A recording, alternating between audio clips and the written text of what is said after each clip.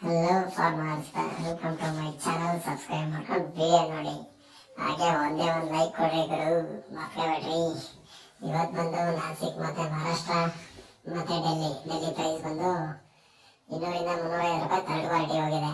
ಮಳೆ ಸಿಕ್ಕಾಪಟ್ಟೆ ಅಂದ್ರೆ ಸಿಕ್ಕಾಪಟ್ಟೆ ಹೋಯ್ತಿದೆ, ಅಂದ್ರೆ ಫುಲ್ ಹೆವಿ ಆಗ್ತಿದೆ ಮಹಾರಾಷ್ಟ್ರ ಮಳೆ. ಅದರಿಂದ ಡೆಲ್ಲಿ ಪ್ರೈಸ್ ಒಂದು ಸ್ವಲ್ಪ ಜಾಸ್ತಿ ಆಗ್ತಿದೆ.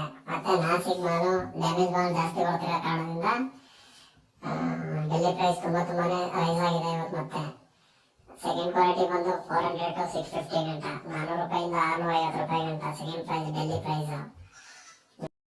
ಮಳೆ ಈ ತರನೇ ಕಂಟಿನ್ಯೂ ಆಗಿ ಬಿದ್ರೆ ಆ ಸೈಡ್ ಬಿದ್ರೆ ಸಾಕಾಗಲ್ಲ, ಅಂದ್ರೆ ನಮ್ ಸೈಡ್ ಬಿಡ್ಬೇಕು. ಯಾಕಂದ್ರೆ ನಮ್ ಸೈಡ್ ಕ್ರಾಪ್ ಕಮ್ಮಿ, ನಾಟಿ ಕಮ್ಮಿ ಮಾಡಿದ್ದಾರೆ. ಆದ್ರೆ ಇಳುವರಿ 1:3 ಅಂದ್ರೆ 3 ಇಳುವರಿ ಜಾಸ್ತಿ ಬಿಟ್ಟಿದೆ ಎಲ್ಲರದು, ಪ್ರತಿಯೊಬ್ಬರದು.